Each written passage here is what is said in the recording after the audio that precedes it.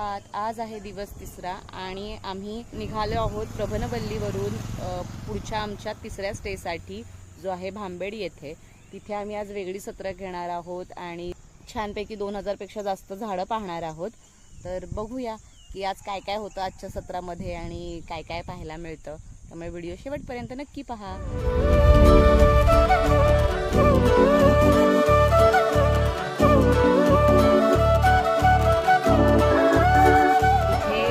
एक स्लीपर घेण्यासाठी आम्ही थांबलो होतो कारण सारखं शूजवर काढघाल करणं कंटाळा येत होता. त्याच्यामुळे एक स्लीपर घ्यायची ठरवली की जेणेकरून कुठेही जायला बरं पडेल.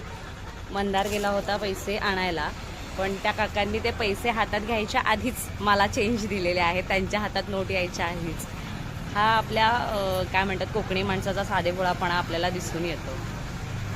भांबेड येथे पोहोचल्यानंतर तेथील महिलांनी आम्हा सर्वांचे औक्षण करून स्वागत केले. थंडगार कोकम सरबत आणि गरमागरम पोह्यांचे देखील आयोजन केले होते. त्यानंतर दीपप्रज्वलन झाले आणि सर्वांनी एकमेकांचा परिचय करून दिला. आम्ही आता आंब्याच्या बागेत फिरतोय आणि पाहिजे तिथे पाहिजे तेवढे आंबे खाऊ शकतोय. आणि हे बघा कोमल असे एक आंबा छान असं एवढं मोठं फळ आहे आणि हे आम्हाला असं बागेमध्ये फ्री मध्ये खायला मिळतंय. इथले ग्रामस्थ जे आहेत त्यांनी आम्हाला असं छान आंबे खायची संधी दिली. आम्ही त्यांच्यासाठी खूप खूप आभार मानतो आणि या व्हिडिओमध्ये आम्ही त्यांच्या ज्या व्यथा आहेत त्या पण मांडायचा प्रयत्न केला आहे. तर आपण जास्तीत जास्त लोकांपर्यंत हा व्हिडिओ शेअर करूया. त्यांच्या ज्या काही व्यथा आहेत किंवा त्यांना जी काही मदत मिळू शकेल ती आपण देण्याचा नक्की प्रयत्न करूया. ऍटलीस्ट काही ना काहीतरी सोल्युशन त्यांना मिळू शकेल याच्यासाठी आपण प्रयत्न करू शकतोय. नक्कीच. वाव, काय आंबे आहेत सापडलेत आणि अजून शोधतोय. मोठी बाग आहे आणि हा कोमल हा अनुभवच पूर्ण वेगळा आहे यार. त्यासाठी अशा अनवट वाटांवर फिरावं लागतं, लोकांना भेटावं लागतं, तर अशी जाऊन लोक छान भेटतात आपल्याला की जी त्याचा आपल्याला मनमुरादपणे आनंद घेऊ देतात. खरंय. मंदार, आंब्याच्या असं छान बागेत बसून आंबा खाताना कसं वाटतंय?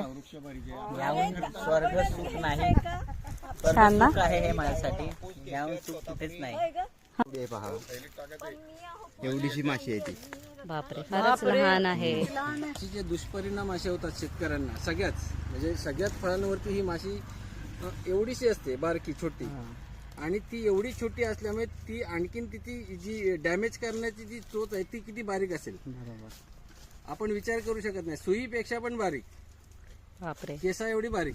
मग त्यानं ते जर त्या आंब्याच्या फळाला थोडस डॅमेज केलं, पंक्चर केलं काय, मग ते असं 2-4 ठिकाणी जरी त्या फळाला झालं मग ते फळ पिकत नाही. थेट जेव्हा ते पिकायच्या प्रोसेस मध्ये येतं म्हणजे पिवळं व्हायला सुरुवात होतं ना तेव्हा ते कुजत जातं. आणि हे सगळं ह्या माशीमुळे होतं आणि बदनाम शेतकरी होतो की तुम्ही आंबा चांगला देत नाही. ओके, हा शेतकऱ्याचा काही दोष नाही. शेतकरी वर्षभर त्या झाडांसाठी मरमर मरतो, घाम गाळतो. मी पण आता घामाघूम झालोय पुष्कळ. खरंच नाही कस्टमर कोणत्या कारणासाठी हे सगळं नुकसान ह्या माशांमुळे होतं. आणि एवढी सगळी मेहनत करून आज ह्या शेतकऱ्याच्या सगळ्याच शेतकरी म्हणजे आंबा काजूलाच नाही तर देशातल्या सगळ्याच शेतकऱ्यांना त्याचं जे फळ मिळायला पाहिजे मेहनतीचं ते तेवढं मिळत नाही.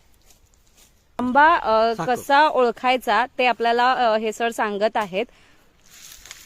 ओळखायचं म्हणण्यापेक्षा ह्याला लासं किंवा साकं म्हणतात. हा अति जून झाला की असा टिश्यू तयार होतो आणि मग तो आंबट लागतो आणि तो आंबा खराब होतो. हा अतिपक्व हापूस आंबा अतिपक्व झाला की असं होतं. आणि मग त्याला ओळखायचं असेल तर काय करायचं? हा, ओळखायचं असेल तर काय करायचं, थंड पाणी घ्यायचं.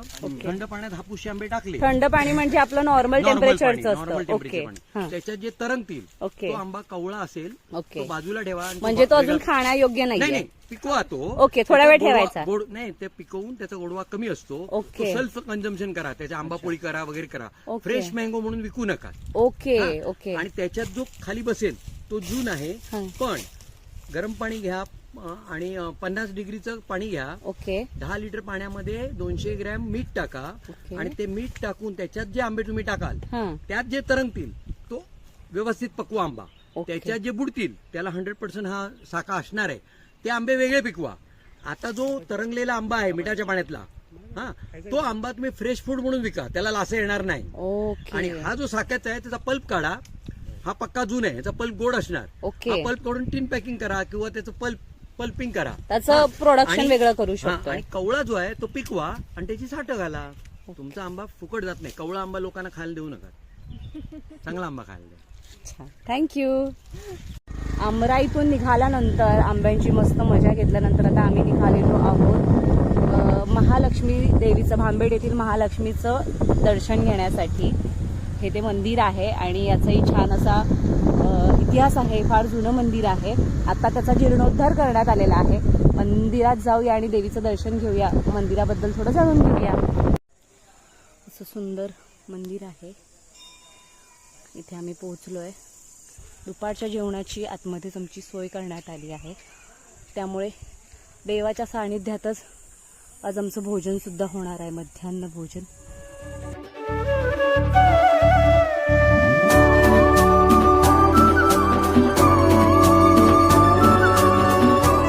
महालक्ष्मी देवीचं दर्शन घेऊन आम्ही निघालो डॉक्टर ठाकूर देसाई यांच्या बागेकडे, जिथे त्यांनी देशाविदेशातील जवळपास 2000हून अधिक झाडं लावलेली आहेत. ती पाहण्याचा आम्हाला योग आला. आणि मग त्यानंतर आम्ही गेलो कीर्तनासाठी, जिथे आम्ही सर्वांनी टाळ मृदुंगाच्या तालावर कीर्तनाचा आनंद घेतला.